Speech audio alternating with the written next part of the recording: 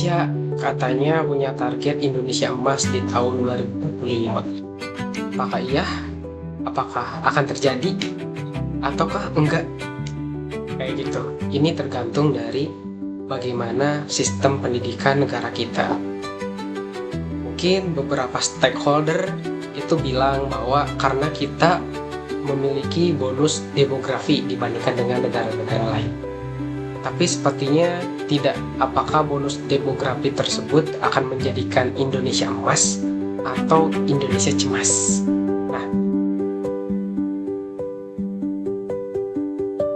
Nah, kita lihat banyak banget gak sih fenomena anak-anak sekarang yang itu udah terkontaminasi dengan TikTok. Mereka joget-joget, bahkan sempat viral anak SD yang itu joget TikTok Velocityan dan bahkan joget-joget Fargoy kayak gitu. Apakah itu menjadi indikasi Indonesia akan emas?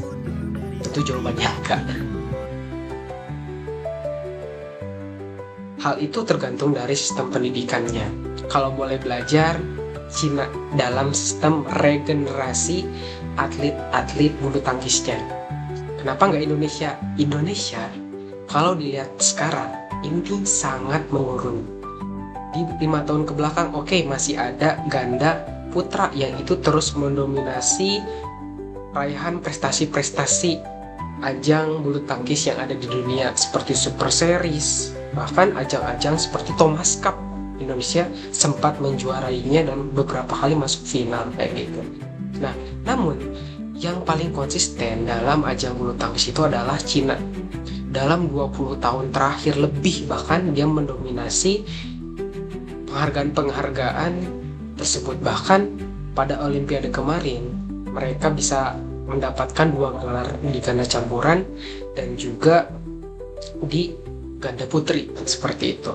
Nah, kenapa misalkan Lindan udah pensiun kayak gitu, terus Fu Haifeng yang dulu bagus kayak gitu ganda putra, sekarang ada penggantinya dan bahkan banyak penggantinya yang masih muda kayak gitu. Nah, ini kenapa sih ini bisa terjadi di Cina kayak gitu? Nah, usut punya usul, ada beberapa hal yang itu tuh sangat difokus dan diperhatikan oleh Cina dalam melakukan regenerasi atlet-atletnya. Yang pertama, mereka itu melakukan identifikasi bakat pada saat usia dini. Identifikasinya apa aja? Mereka melakukan identifikasi dengan menggunakan teknologi kayak gitu. Pada usia 6-10 tahun, dia menggunakan pendekatan ilmiah seperti tes antrometri dan fisiologi untuk menilai potensi fisik. Selain itu, Cina juga melakukan evaluasi psikologis untuk memahami kesiapan mental anak kalau nggak salah, dan penggunaan data genetik dan riwayat keluarga dalam seleksi awal. Jadi di sana Cina ini tuh udah tahu mana aja anak yang berbakat di bulu tangkis, mana aja yang enggak, sehingga mereka yang memiliki bakat potensi besar di bulu tangkis itu yang akan dilatih, itu yang akan dibina untuk menjadi atlet-atlet mereka untuk bisa bersaing di ajang bulu tangkis internasional. Makanya setelah dipilih dari usia dini 6 tahun bahkan dia udah dilatih secara fisik, dia udah dilatih secara mental, dia udah dilatih secara kompetisi. Karena di Cina tahap kedua untuk melakukan regenerasi pemain bulu tangkisnya itu melakukan pelatihan intensif pada setiap jenjangnya. Ada yang itu tuh 2 jam per hari, ada yang 5 hari dalam seminggu kayak gitu, dan berbagai cara-cara pelatihan lainnya banyak banget. Bahkan ada yang sampai menyerah karena yang gak kuat dengan cara pelatihannya, yang dianggap pelatihannya itu pelatihan militer lah, pelatihan tentara lah kayak gitu, sehingga gak sedikit yang itu tuh mengundurkan diri di sana, sehingga yang lolos adalah mereka yang itu terlatih secara fisik dan juga mental. Makanya gak heran kenapa banyak atlet bulu tangkis Cina itu juara Olimpiade lah, juara kejuaraan dunia lah kayak gitu. Itu gak heran karena mereka melakukan pelatihan sangat intensif. Ketiga, yang dilakukan Cina itu adalah mengintegrasikan olahraga dan juga pendidikan. Nah, ini yang tidak dilihat dari pemerintah kita. Tidak ada integrasi antara pendidikan dan olahraga. Kadang berat sebelah, yang itu fokus pendidikan, olahraganya nggak ada yang fokus olahraga, pendidikannya tertinggal. Nah, padahal ini sebenarnya bisa diintegrasikan oleh ya pemerintah tentunya ya, kayak gitu. Bagaimana membuat sistem pendidikan yang mendukung bakat-bakat anak-anak bangsa kayak gitu, yang memang ketika ada potensinya di bulu tangkis bisa dikembangkan, ada potensi di sepak bola bisa dikembangkan, ada potensinya menjadi seorang ilmuwan ya dikembangkan seperti itu. Jangan sampai ya gitu-gitu aja. Selama ini 20 tahun terakhir pendidikan di Indonesia nggak ada perubahan.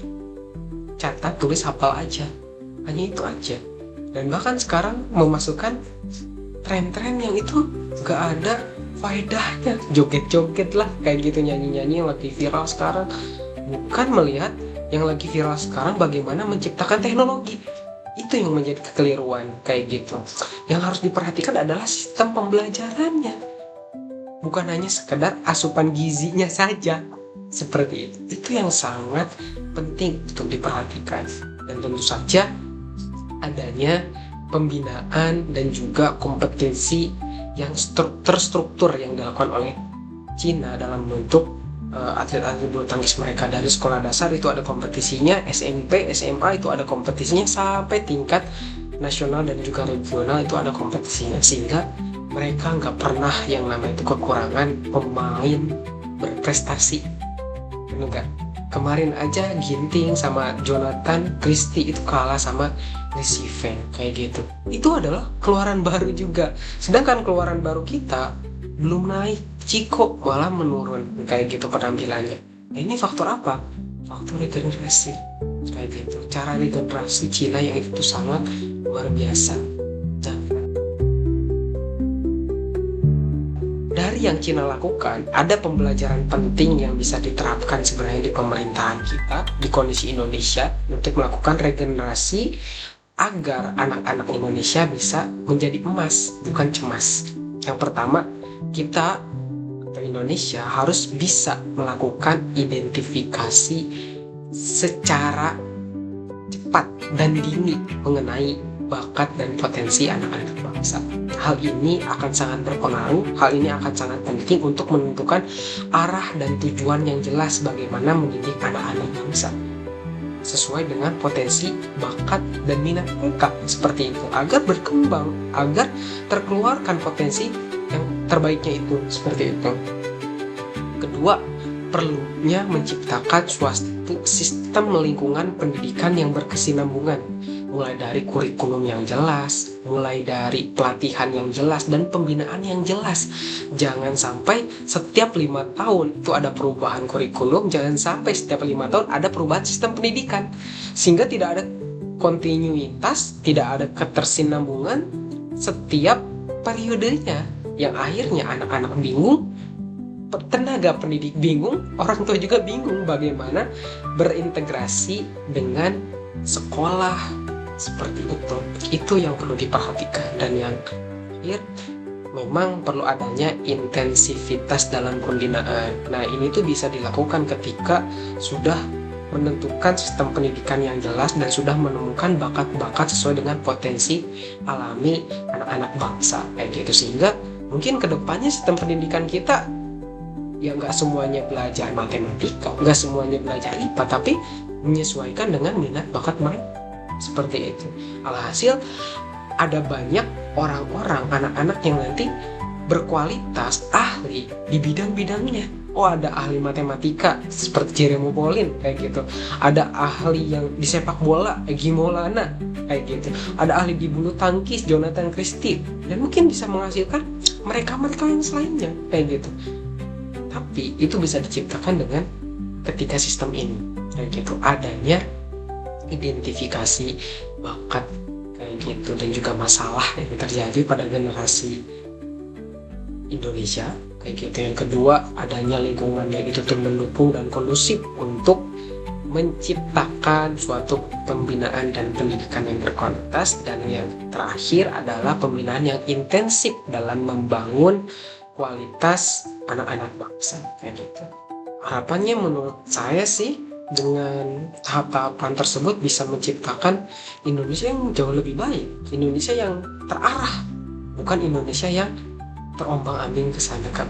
Semoga aja Indonesia betul-betul bisa menjadi Indonesia emas dan bukan Indonesia cemas. Oke, terima kasih banyak. Mohon maaf kalau ada salah-salah kata.